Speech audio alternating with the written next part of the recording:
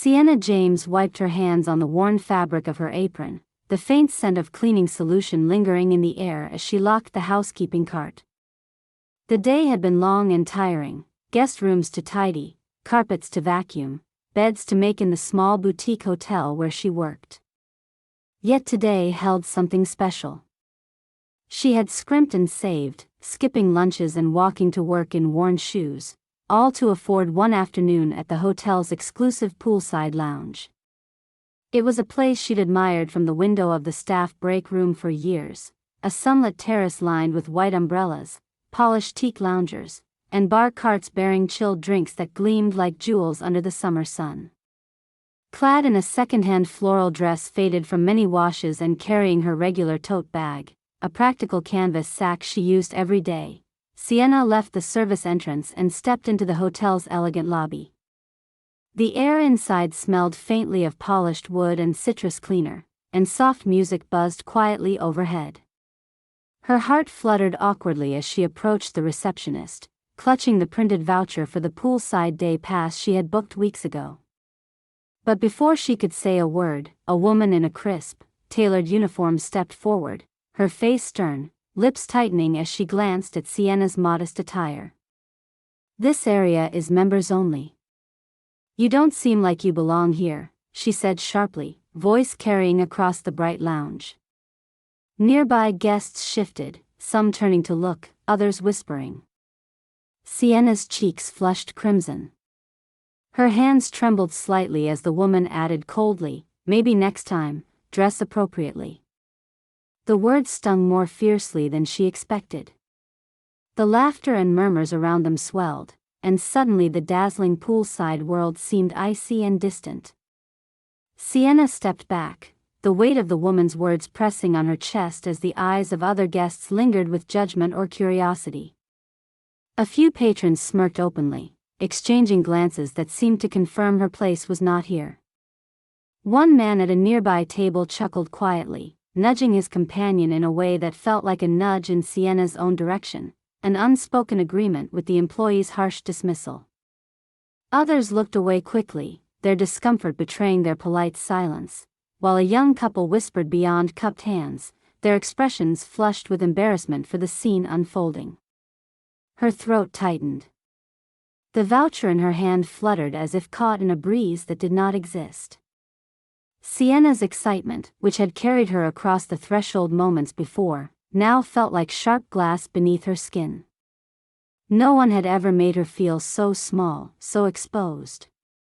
She blinked rapidly, willing back the tears, and quietly turned away from the cool blue of the pool and the white umbrellas swaying lazily above. She moved toward the exit, the soft clicks of her worn sandals swallowed by the marble floor. The employee's eyes followed her retreat, a flicker of contempt still clear in the precise arch of her brow. Sienna passed by the polished wooden handrails and crystal chandeliers, each step taking her farther from her long-cherished hope of a brief respite, a moment of peace and beauty to reward her tireless days. Outside, the sun had softened to afternoon gold. Sienna found a bench tucked beneath a flowering tree beside the parking lot, its low branches casting a gentle shadow. She sat down, balancing her canvas tote on her lap, and exhaled slowly. Her fingers brushed the worn strap where the fabric had thinned from years of use. The cool breeze caught the gentle sounds of distant traffic and the faint hum of conversation drifting from the hotel's entrance. A flood of memories swept through her mind. Years of early mornings when the city was still asleep, and she was already scrubbing floors, vacuuming carpets, waiting for rooms to be ready. Weeks when she had skipped lunches, telling herself she could eat a little less if it meant more saved toward this day. The long trudges to and from work in shoes with soles thinning thinner by the month, the steady ache in her back that made each movement a quiet effort. She remembered how, every morning before work, she passed by the very Poolside lounge. The glass doors gleamed in the sunlight and the refreshing scent of sunscreen mingled with ripe fruit cocktail aromas. She would stand just long enough to catch a glimpse of patrons laughing and lounging, holding tall drinks with umbrellas and laughter that felt worlds away from the mundane rhythm of her days. Her doctor had prescribed rest, urging her to find moments to ease the relentless tension in her body, but the clinic's bills and daily expenses always came first. Still, she'd told herself, one day, I'll come here. Just once. Her thoughts drifted to her father, who had passed the previous year. He was the first person who'd encouraged her dreams, however modest, always telling her that small joys, like a day by the pool, were worth fighting for. The loss still felt fresh, a hollow space she carried silently beneath her ribs. This afternoon was meant as a quiet celebration of endurance, a tribute to the man who believed in her steady spirit. Flashbacks played like old films in her mind, the weary smiles she gave to guests, the kind nods shared with coworkers during short breaks, moments when she fought fatigue by humming a tune or envisioning this very day. Those joys, small as they were, had fueled her through months of solitary effort to save every dollar. And now, the cold rejection at the poolside lounge felt like more than exclusion. It was a dismissal of all those sacrifices, her hours spent scrubbing and polishing, the meals she'd foregone, the dreams held close against the loneliness of her routine. Her heart ached with frustration more than sadness. The idea that kindness and dignity could be measured by attire or social standing was a bitter lesson she'd never wanted to learn. Yet here it was, carved into the sharp edges of her reality. In the solitude beneath the tree, tears threatened but did not fall. Instead, she took a deep breath and steadied her shoulders. The bench beneath her was firm, the sun warming her face gently. The world continued moving, guests laughing by the pool, staff bustling inside, but she sat in quiet stillness, gathering strength from the simple truth that this moment could not define her.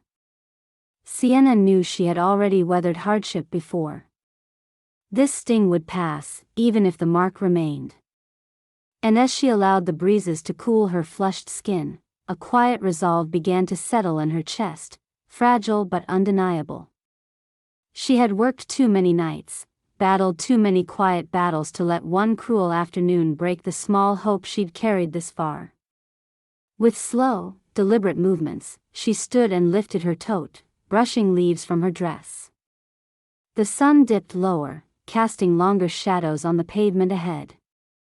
Walking away from the hotel, her steps were lighter than when she arrived, even if her heart still bore the weight of rejection. Somewhere beyond the walls and polished floors was a life that deserved her courage, and despite the sting, she was not undone. Her mind turned, not to bitterness, but to something else, a quiet determination to find a way forward, in her own quiet, unassuming manner. The day had not gone as she had dreamed, but it had revealed a deeper strength within her, a strength born from resilience, sacrifice, and the simple, unyielding desire for dignity. The road home stretched out, and Sienna moved toward it with a steady pace. Each step was a small act of reclaiming herself, as the twilight softened the edges of the world and beckoned her into a tomorrow still waiting to be written. Sienna stepped off the bench, her legs stiff but her spirit resolute. The sun was beginning its slow descent, spilling a warm, amber glow across the parking lot's cracked asphalt. She tucked her worn canvas tote firmly under her arm and began to make her way toward the hotel's main exit. Every step felt heavier than the last, yet with a quiet determination she pushed forward, unwilling to let the afternoon's sting unravel everything she had worked for. As she passed the side of the building, she noticed a narrow door marked "Staff Entrance" slightly ajar. The corridor beyond was dimly lit and smelled faintly of chlorine and damp fabric, a reminder of the pool's proximity. Out of habit, she slowed, listening. A hushed conversation drifted from within. Two employees stood near the fire exit, voices low enough to avoid stirring attention but loud enough for her to catch fragments. "We can't keep ignoring that leak," one woman said sharply. "It's been dripping all week, but management won't authorize repairs until the high season starts." "Yeah," the other replied, rubbing her neck. "Last week, Sarah nearly slipped on the wet floor by the loungers." No caution signs, nothing. It's a liability waiting to happen. Sienna frowned. Her memories of the inviting poolside had been marred by the cold refusal moments ago, but this leak? A hazard? The thought unsettled her more than her bruised pride. If someone, maybe an elderly guest or a child, were to slip and fall, it could mean serious injury. Curiosity pushed her forward. She entered the corridor quietly, careful to stay out of sight as she peeked through a small window into the pool area. The sun loungers gleamed as before, but she noticed now that pools of water shimmered where the tiles met the shaded edges.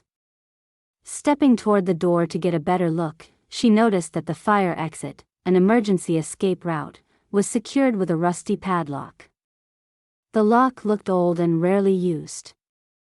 A small sign warned, "Keep clear, emergency exit." She ran her fingers along the lock's cold metal, a chill running up her arm. Blocking an emergency exit, especially when there was an ongoing leak, felt like a dangerous oversight, maybe even negligent.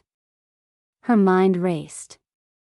The hotel was upscale, polished, even glamorous, but here were faults no one was eager to acknowledge. If something went wrong, how many innocent people could be hurt? And what about the standards for health and safety? Surely, they should be paramount in a place catering to luxury. Driven by the same quiet strength that had carried her through years of long shifts and dreams deferred, Sienna pulled out her phone. Her fingers trembled slightly as she took photos, a close-up of the puddles pooling dangerously near the edge of the loungers, the slippery tiles gleaming under a thin film of water, the padlocked fire exit preventing a safe escape. She jotted detailed notes in her phone's memo app, leaking pipe causing slippery floors in poolside lounge area. No caution signs visible. Emergency exit padlocked shut and inaccessible despite posted warnings. Risk of injury to guests and staff. Though her hands shook, the resolve behind each word was clear. For every guest who passed through these doors, she did not want what happened to her today to be the worst experience. Someone could fall and hurt themselves, or worse. That thought spurred her on. Looking around one last time, Sienna tucked her notes and photos safely away and stepped back into the corridor. The quiet hum of the hotel was a distant murmur now, her breath came steady. She knew what needed to be done. Gathering her courage, she dialed the local health and safety authorities' number, waiting while the line rang. The voice on the other end was polite, professional. She explained the situation as clearly and calmly as she could, recounting what she had seen and heard, describing the exact location and nature of the leak, the slippery floor, and the locked emergency exit. She offered to send the photos and notes immediately via email to ensure a clear record. The official thanked her, commending her attentiveness, and assured her that this call would not be ignored. Sienna's heart leapt at that simple acknowledgement, a confirmation that her actions might prevent harm. Before hanging up, the officer asked if she wished to keep her identity confidential. Sienna hesitated but declined. She wanted the truth to be out in the open.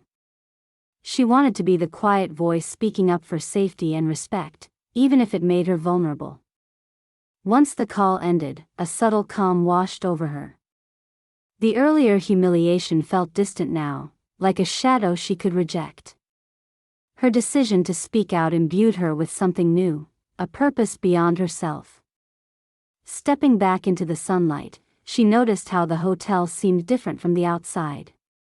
The luxury remained, but behind the polished facade, problems hid just beneath surface beauty. It reminded her of her own life, on the outside, a humble maid with an ordinary dress, but underneath, strength and courage she rarely showed. Her phone buzzed softly in her pocket, an unexpected text from a coworker asking how her afternoon had gone. For a moment, she considered sharing the story, but instead, she simply replied with a small smiley face, a quiet nod to the strength she'd found today. She pulled the tote tightly against her side and walked from the hotel grounds with measured steps. The sun dipped lower still as she made her way toward the bus stop that would take her back home, simple, unassuming, but no longer defeated. As the city's evening chorus began to swell around her, the distant honk of car horns, the occasional bark of a dog, footsteps echoing on cracked sidewalks, Sienna reflected briefly on what had shifted within her. Today had started as a quiet dream of luxury, only to be harshly denied. Yet it ended with something far more vital, a commitment to stand for fairness and safety, not just for herself but for others who might follow. With the last light fading, the day's cool shadows embraced her as she moved forward, a woman modest in appearance but bold in heart, ready for whatever came next. The following morning, news of the hotel's safety complaint began to circulate quietly in local social media circles. An attentive journalist at the city's community news outlet had picked up the story after a health and safety official forwarded the details along with the photos Sienna had provided. Without naming her directly, the post recounted an incident at the hotel's poolside lounge, accompanied by the disturbing images of pooling water near loungers and the padlocked emergency exit. The caption read, "Health hazards found at upscale local hotel, patrons and staff at risk?" Within hours, the story started making ripples across online forums, gathering traction among concerned locals and those who had, like Sienna, experienced moments of exclusion or poor treatment in upscale establishments. Comments poured in rapidly. Some recounted their own stories of being dismissed or humiliated due to appearance or modest means. Others expressed sympathy and support for the unnamed whistleblower who had boldly brought unsafe conditions to light despite the social risk. "She did what so many wouldn't dare," one commenter wrote. "It's about time people stood up against spaces that treat guests differently based on money or class." Another chimed in, "I remember being stared down when I tried to use that lounge during an event. I just left feeling small. Glad someone's calling them out." Emboldened by the groundswell of support, the journalist contacted the hotel management seeking an official response. The hotel's spokesperson issued a statement the same day, carefully worded but clearly defensive. "We take all guest safety concerns seriously and have scheduled an internal review. While some maintenance work is planned for the upcoming off-season, we maintain strict safety standards and strive to offer an inclusive experience for all guests." However, the vague phrasing and attempt to downplay the severity of the complaint did not assuage public concern. People shared the article widely on social media, tagging local officials and rating platforms. The conversation shifted beyond safety into issues of exclusivity and respect. The incident at the poolside lounge, combined with whispers of the employee's callous treatment of a modest guest, sparked debate about entitlement and discrimination in hospitality spaces. Within days, the local health and safety authority released a brief update announcing an inspection had been carried out, confirming the presence of hazardous wet floors caused by an unresolved plumbing issue and noting the locked emergency exit as a violation of safety codes. Consequences followed swiftly. The hotel was issued a formal warning, faced fines, and was mandated to immediately address the fire exit and install proper signage and slip-resistant flooring near the pool. Meanwhile, within the hotel's human resources department, the identity of the employee who publicly dismissed the guest became known. She had been overheard by several guests making disparaging remarks about the woman's attire and suggesting she didn't belong. The hotel placed her on suspension pending further review, and whispers among staff suggested the management was keen to avoid another public relations misstep. Across town, Sienna's life began to shift in subtle ways. Despite having stayed out of the spotlight, she received unexpected messages from neighbors, co-workers, and friends congratulating her for her courage. A few local community leaders reached out, expressing admiration and inviting her to share her story at gatherings and forums focused on equity and access. Other, simple, customers, those who often felt overlooked or judged at upscale venues, started speaking up on public platforms as well, recounting their own struggles and applauding the change sparked by one woman's quiet stand. A sense of collective voice seemed to awaken, fueled by Sienna's actions. What had begun as her personal dream moment and painful rejection had ignited a broader conversation about dignity and fairness in spaces meant for relaxation and enjoyment. The hotel's backlash was palpable, but it was also tempered by the growing public pressure. Customer reservations dropped noticeably in the days following the controversy, and management began implementing staff sensitivity training programs designed to foster respectful interaction with all guests, regardless of background. Renovations were expedited to fix the pool area's leak and ensure compliance with safety regulations. Public sentiment shifted further when a local influencer, known for advocating social justice and consumer rights, reposted the story alongside a call to hold establishments accountable for both physical safety and respectful treatment of individuals. The post went viral, garnering hundreds of likes, shares, and supportive comments within hours. Through it all, Sienna remained quietly grounded. She kept her phone close but avoided the constant pull of social media, focusing instead on her work and the small but genuine smiles from neighbors and friends. Still, each message of encouragement buoyed her spirits and reaffirmed the importance of speaking out, even when the cost felt high. In small gatherings at community centers or local cafes, she began to share her experience gently, not as a tale of victimhood but as a reminder that everyone deserves respect, and that sometimes change requires courage in ordinary moments. As days turned into weeks, the hotel's management announced sweeping policy changes aimed at inclusivity and transparency. Signs were posted assuring all guests that discrimination would not be tolerated, and a public apology was issued acknowledging the employees' inappropriate behavior. Though the apology felt formal and distant, for many it marked a necessary step. The suspended employee's fate remained a quiet subject among staff, but rumors circulated that her return to the role was doubtful in light of the public backlash. Meanwhile, Sienna found herself surrounded by a newfound community of advocates, many whom she had never known before but who now counted her among their own. It was a quiet revolution born from simple human dignity, sparked by a woman in a second-hand dress who refused to be unseen.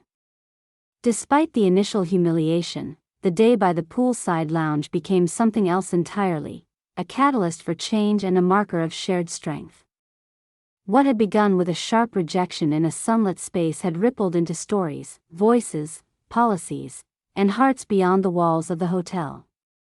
And through it all, Sienna's steady courage kept growing, a quiet reminder that even the simplest actions can echo far beyond their moment. Weeks had passed since the incident at the poolside lounge, weeks marked by quiet change and unexpected recognition. Sienna James went about her daily routine much as she always had, waking early, donning her modest work clothes, and stepping into the familiar rhythm of scrubbing floors and making beds. The hotel still held the same steady hum of activity, but she moved through its corridors now with a subtle difference, a quiet strength that made her shoulders pull back just a little straighter. Her second-hand dress was still faded, her canvas tote still worn, but the light in her eyes bore something new, an unshakable certainty born from standing up for herself and others. The experience had changed her, deepening her sense of dignity, not by altering who she was but by honoring that person unreservedly. One crisp morning, as Sienna finished tidying a room on the third floor, her phone buzzed softly against the countertop. Glancing at it, she found a message from the local health and safety authority, a brief but heartfelt letter of thanks for her courage in reporting the hazards at the poolside lounge. The letter expressed appreciation not only for her concern but for showing that even the humblest voices could inspire change that made the community safer. Her fingertips trembled slightly as she reread the message. A lump rose in her throat, not from sorrow but from quiet joy. She tucked the phone back into her apron pocket and allowed herself a small, genuine smile.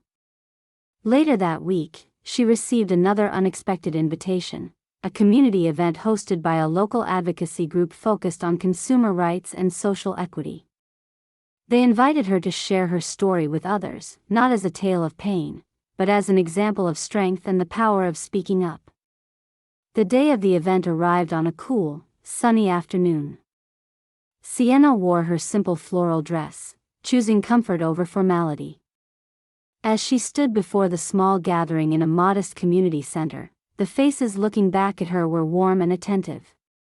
She spoke quietly but clearly about the day she had imagined lounging by the pool, the sting of rejection, and the decision to take action, not out of anger, but out of care for others who might be vulnerable. She did not seek sympathy. Instead, she emphasized the importance of respect regardless of one's background or appearance. The room was silent when she finished. Then applause rose, steady and sincere, with some wiping away tears or nodding in recognition. Many spoke afterward, expressing gratitude for her courage and the light she had shone on issues that often went unseen. Back in her daily life, the hotel began showing signs of transformation. The walls around the poolside lounge were freshly painted, safety improvements had been made. Notices posted near the entrance outlined new inclusivity policies. Staff wore buttons reminding them of respect and kindness. Though Sienna avoided the lobby and pool area, preferring the simplicity of her cleaning tasks, passing that section of the hotel revealed these subtle changes and a more welcoming atmosphere. The management sent a letter of apology addressed to all guests, acknowledging past missteps and pledging higher standards. They reached out to Sienna offering a formal apology and an invitation to visit the lounge once more, this time as an honored guest. Sienna considered the letter carefully. The memory of rejection still stung beneath the surface, but she knew forgiveness was hers to give, not theirs to demand. With quiet grace, she chose to acknowledge the gesture with a brief reply, a thank you and a wish for the hotel's genuine commitment to continue. She did not seek to reopen old wounds or dwell on the past. One sunny afternoon, she found herself walking past the hotel entrance. Near the revamped poolside lounge, a news sign declared, "Committed to safety and inclusion." She paused for a moment, feeling the warmth of the sun on her face and the gentle stirring of pride inside. As she continued down the sidewalk toward home, her footsteps felt lighter. She slowed at a small cafe window, catching the laughter of friends gathered inside. The familiar comfort of their companionship beckoned, and with a soft smile, she stepped inside to join them. Sitting at the small table, sipping steaming tea, Sienna felt a calm settle over her, a peaceful dignity forged through hardship and hope. Her modest appearance remained unchanged, but there was no mistaking the woman seated there. Someone who had faced rejection, chosen courage, sparked change, and reclaimed her place in the world, not because she had status or wealth, but because she had heart. Sienna did not need grand titles or recognition. In this quiet scene of simple friendship and shared laughter, she found validation deeper than any luxury lounge could offer. She was, finally and fully, enough.